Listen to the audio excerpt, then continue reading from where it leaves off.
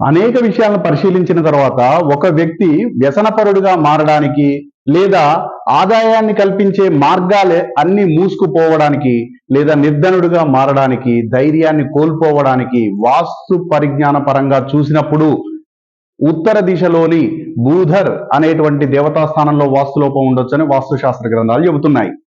వాస్తుశాస్త్ర నియమానుసారంగా ఒక ఇంటిని నిర్మించినప్పుడు మనం బూధర్ అనేటువంటి దేవతా స్థానాన్ని ఇది తూర్పు, ఇది ఉత్తరం, ఇది దక్షిణం, ఇది పడమర అనుకుంటే ఈ 6 పదాలతో ఏర్పడేటువంటి ఈ ప్రాంతాన్నే బూధర్ అంటారు. అంటే ఇది ఒక చతురస్రాకారమైన పొడవు వెడల్పులు సమానంగా ఉండి 0 degrees ఉన్నటువంటి 0 degrees నార్త్ ఉన్నటువంటి ఒక చతురస్రాకారపు స్థలంలో ఈ 6 పదాలతో ఉండేటువంటి దాన్ని బూధర్ అంటాం.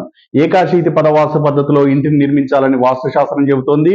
ఏకాశీతి పదవాసులో మొత్తం ఎంచుకున్న స్థలాన్ని ఏ నక్షత్రాలకైతే మనం పొడవు వెడల్పులు నిర్ధారించుకుంటామో ఆ మొత్తం స్థలాన్ని 10 అడ్డు గీతలు 10 నిలువు గీతలుగా విభజించినప్పుడు మొత్తం 9/9 అంటే